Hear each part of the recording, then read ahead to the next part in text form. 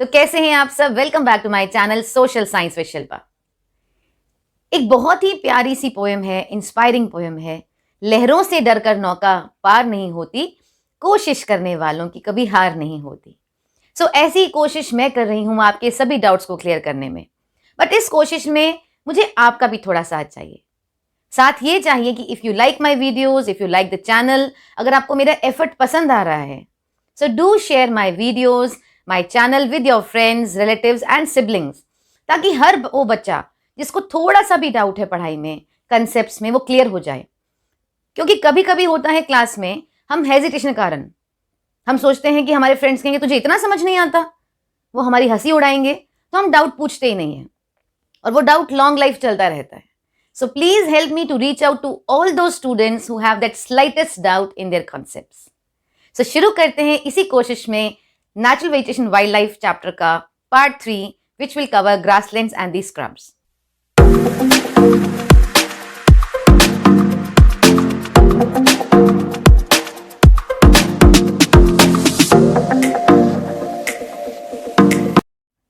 Now in our previous videos, इसी chapter का जो पार्ट 1 था उसमें हमने जाना the factors which affect the vegetation of an area.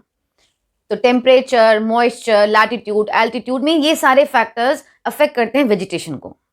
जिस एरिया में, फिर हमने सेकेंड वीडियो में जाना जिस एरिया में रेनफॉल एडिक्वेट है, टेम्परेचर भी उसके अकॉर्डिंग मेंटेन्ड है, means adequate temperature, so there they have forest, कहीं एवरग्रीन, कहीं डेसिडुअस, कहीं पे मेडिटेरेनियन फॉरेस्ट, कहीं पे coniferous forest.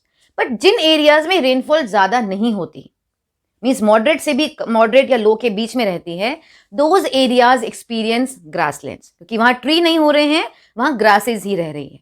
So let us learn what are grasslands. So grasslands are in those areas which experience moderate to low rainfall, means बहुत ज्यादा rainfall नहीं है वहां पर।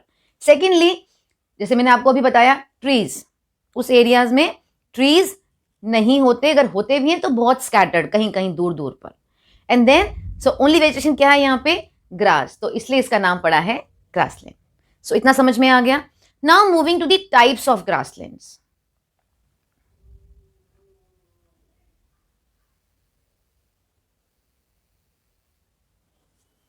Now when we say grasslands, there are two types of grasslands. One is the temperate and the other is the tropical.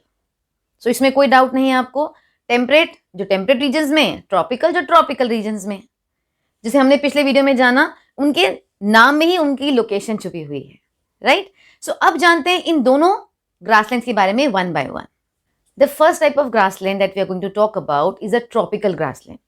Now tropical हमें पता है कौन सा area, between the two tropics, equator के आसपास और ट्रॉपिक्स, दोनों ट्रॉपिक्स के बीच में। सो जो हमने रेन फॉरेस्ट और डेजर्ट के बीच में जो एरिया है, मीन्स जहाँ पे मॉडरेट टू लो रेनफॉल है, those areas of the tropical regions are known as the tropical grasslands.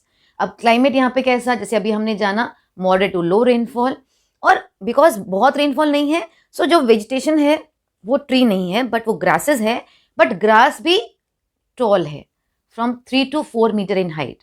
So in different parts of the world they are known by different names. So in Africa they are known as savannas, in Brazil they are known as campos. So like this, they are known by different names in different parts of the world. अब moving to the wildlife which is found here, like elephants, zebras, deer, means the herbivores and carnivores दोनों पाए जाते हैं यहाँ पे। And one very interesting thing which you need to remember here, the world's largest flightless birds. आप जानते हैं flightless birds क्या होते हैं? Flightless birds वो bird होते हैं जो उड़ नहीं सकते but they run or walk very fast, like ostrich, emu, rhea. They are the flightless birds which are found in the tropical grasslands of the world. So ये था tropical grassland के बारे में। कहाँ located है? Tropical region में। Climate कैसा है? Moderate to low rainfall. Then the height of the grass is tall, 3 to 4 meters, and the different grasslands of the world have different names. Savannas and the campus are the examples. Now next we have the temperate grasslands. Temperate grassland in the temperate region.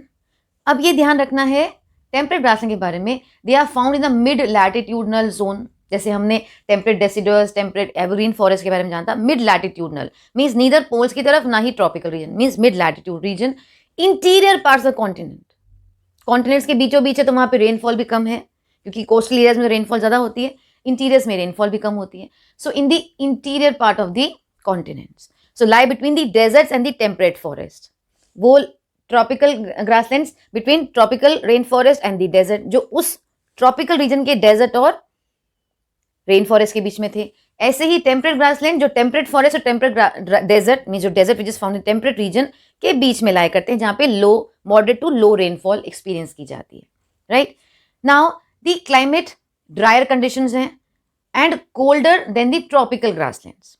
Conditions यहाँ dry है means बहुत rainfall नहीं है, but comparatively if we compare with the tropical grassland यहाँ पे ठंड ज्यादा है.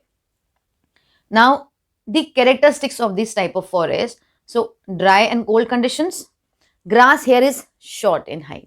तो ये एक मेजर डिफरेंस है between the tropical and temperate grasslands कि यहाँ की grass is short in height, छोटी होती है.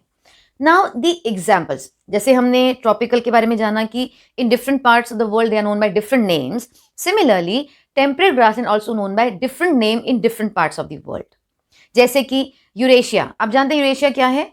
यूरोप और Asia together known as Eurasia. So Eurasia में they are known as steppes. In South America, they are known by the name pampas. In South Africa by veld. In Australia by downs. And in North America by prairies. वैसे if I'm not wrong, आपने class 5 में chapter पढ़ा होगा temperate grasslands, उसमें इन सब के बारे में आपने पढ़ा होगा, ब्रीफ सबके बारे में और डिटेल प्रेरीज के बारे में. Coming to the last and very important topic of the temperate grassland is a wildlife लाइफ. यहाँ भी हर्बीवोर्स और कार्निवोर्स दोनों पाए जाते हैं और वैरायटी ऑफ बर्ड्स भी मिलते हैं इसी एरिया में, द ट्रॉपिकल ग्रासलैंड्स. सो ये था हमारा ट्रॉपिकल और टेम्परेट ग्रासलैंड्स के बारे में. Moving to the next type of vegetation, that is the shrubs. The shrubs include the thorny shrubs and the scrubs. But एक चीज ध्यान रखनी है, they are in the extreme hot या कोल्ड एरियाज, जहां पे स्कैंटी रेनफॉल है, बिल्कुल लेस रेनफॉल उन एरियाज में होते हैं स्क्रब्स, क्योंकि जैसे हमने जाना कि water is essential for the growth of plants, तभी जहां बहुत रेनफॉल वहां फॉरेस्ट, जहां थोड़ी मॉडरेट टू लो रेनफॉल वहां पे ग्रासलैंड्स, और जहां बिल्कुल कम रेनफॉल वहां पे श्रब्स. अगर हम श्रब्स को क्लासिफाई करें, we can classify them into two categories. One is the desert vegetation, the other is the tundra vegetation. अब डेजर्ट में भी there are two types of desert जो आप पढ़ चुके हैं जूनियर क्लासेस में, hot desert and the cold desert. अब आप सोचेंगे मैम कोल्ड, अगर ठंडा है तो डेजर्ट क्यों? क्योंकि डेजर्ट की एक कैरेक्टरिस्टिक है लैक ऑफ मॉइस्चर, मींस वहां रेनफॉल बहुत मिनिमल होती है, जो कंडीशंस हैं बहुत ड्राई हैं, that make an area a desert area. So that can experience extremely hot scorching heat, या फिर they can experience extremely cold climate. So in both the areas they are desert. So let us learn the vegetation which is found in the desert vegetation, and then we'll move to the last topic, that is the tundra vegetation. Moving to the desert vegetation, I have tried to make in a comparative form, एक tabular form में बनाया है ताकि आपको easily comparison form में दोनों के concepts याद हो जाएं. First, let us begin with the hot desert location. कहाँ located हैं? They are located in desert regions. वो तो हमें समझ में आ गया, desert है तो desert region. Desert regions which experience the extremely hot climate conditions basically towards the western margins. Continents के वेस्टर्न मार्जिन्स में, अगर आपको याद हो, मैंने चैप्टर वाटर में जब हमने ओशन करंट्स आपको पढ़ाए थे, मैंने वहां आपको इसका रीजन बताया था कि why the deserts are towards the western margins. अगर आपको अभी भी डाउट है, मैं उस वीडियो का लिंक शेयर करूंगी आपके साथ. So do watch that video ताकि आपको ये कंसेप्ट याद रहे कि why deserts are towards the western margins of the continents. So hot desert towards the western margins, whereas the cold deserts, they are found in the temperate regions and the interiors of Asia and South America. Right? Now moving to the examples of the hot and the cold deserts. When I say hot deserts, like Kalahari Desert, Atacama Desert in South America, then Thar Desert in India, जो हम जिसे Great Western Desert भी कहते हैं, which covers not only parts of India, but even it reaches to Pakistan. Next, the cold desert. Examples of cold desert: Tibetan Plateau, the highest plateau of the world, which is in Asia, is the example of cold desert. And Patagonian Desert, which is in South America. So these are some examples of hot and the cold desert. Now moving to the characteristics, means in forest के characteristics क्या हैं, कैसे वहां पे climate experience किया जाता है या फिर कैसे वहां पे वेजिटेशन है. So when we say the hot desert, the climate is extremely hot, scorching heat है, ड्राई कंडीशंस हैं, तो वहां के पौधे भी वहीं की अडेप्टेशन हो रखी है, dry conditions. So the trees, the plants have long route, they have waxy coating on their leaves and the stem is thick.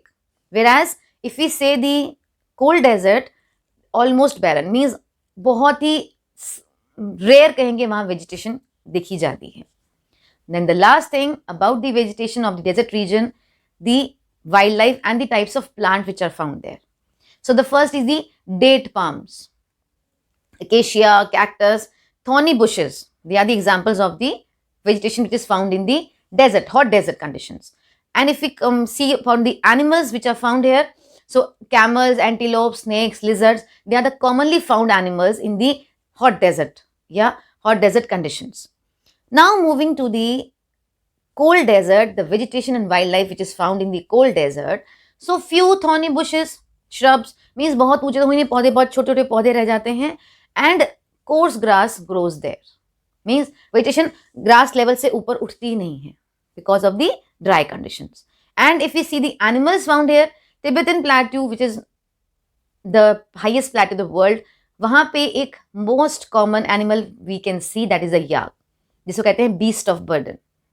So ये जैसे camel help करता है in the hot conditions, in the hot desert, yak helps the people in the Tibetan plateau, in the plateau regions or the cold desert.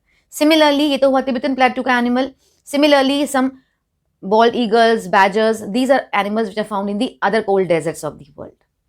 So this was about the hot and cold desert. So conditions हमें समझ आ गई, कैसी characteristics हैं, कैसी adaptation है plants की, और कैसे animals वहाँ पाए जाते हैं. Now let us learn about the tundra vegetation, which is the last vegetation of our today's chapter, today's video.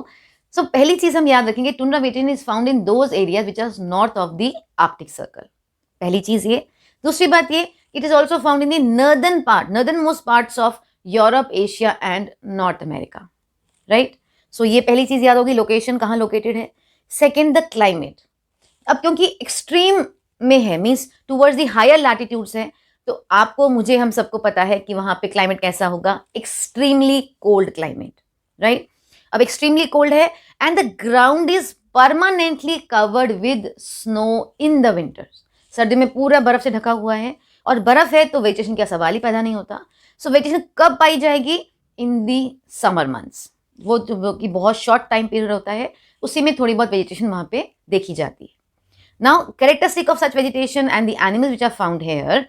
Vegetation बहुत लिमिटेड है, जैसे अभी हमने पिछले पॉइंट में डिस्कस किया. समर्स भी बहुत शॉर्ट पीरियड के लिए आती हैं, और सिर्फ उसी समय में वहां पे कुछ वेजिटेशन देखी जाती है, पैदा होती है.